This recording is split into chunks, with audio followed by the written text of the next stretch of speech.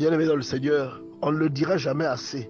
Le chrétien est l'un des croyants les moins informés des principes de sa conviction, des principes de sa religion.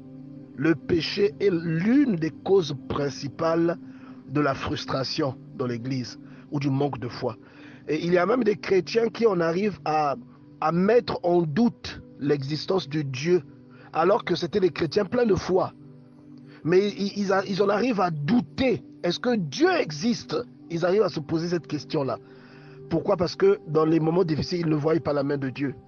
Mais seulement, tout ceci à cause du manque de discernement, bien-aimé dans le Seigneur. Parce que lorsque nous discernons, nous découvrons que lorsque nous commettons un péché, nous nous séparons de Dieu. Vous voyez, j'ai collé Ésaïe chapitre 59, verset 2. Il dit, mais ce sont vos crimes qui mettent une séparation entre vous et votre Dieu. Ce sont vos péchés qui vous cachent sa face et l'empêchent de vous exaucer. Vous voyez, le péché est bon, comme nous l'a dit le frère Francis. Il est très bon. Mais malheureusement, le péché a une conséquence, c'est la séparation de Dieu. Pourquoi? Parce que Dieu est saint. Et ce n'est pas parce que vous allez à l'église, ce n'est pas parce que vous appartenez à un mabundu, ce n'est pas parce que c'est vous qui êtes le diacre, ou c'est vous qui êtes la femme du pasteur, ou le frère du pasteur, ou parce que vous êtes le pasteur, ou parce que vous êtes un prêtre. Ce n'est pas à cause de ça que vous aurez une communion avec Dieu. Mais c'est à cause de l'observation des préceptes divins. C'est à cause de l'obéissance à la parole de Dieu. C'est ça qui mettra une relation entre Dieu et vous.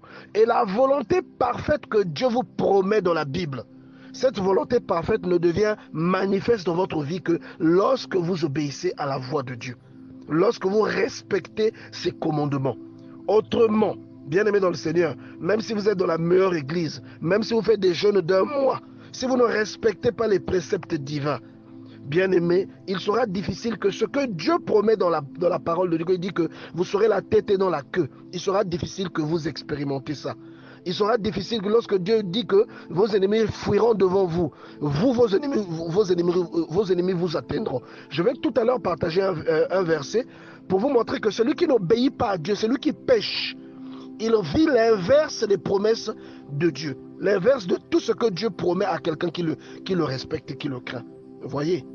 Et cette parole veut dire, bien-aimé dans le Seigneur, que lorsque tu n'obéis pas à Dieu, tout ce que tu entreprends est voué à l'échec. Tout ce que tu entreprends.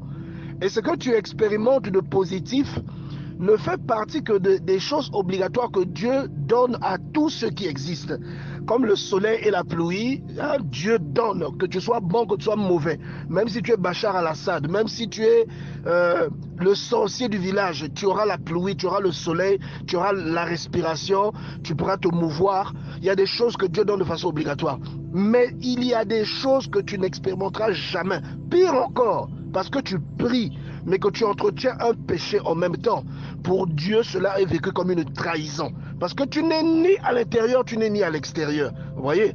Et dans le livre d'Apocalypse, on nous dit que tu n'es ni bouillant, ni froid. Vous voyez, bien-aimé dans le Seigneur?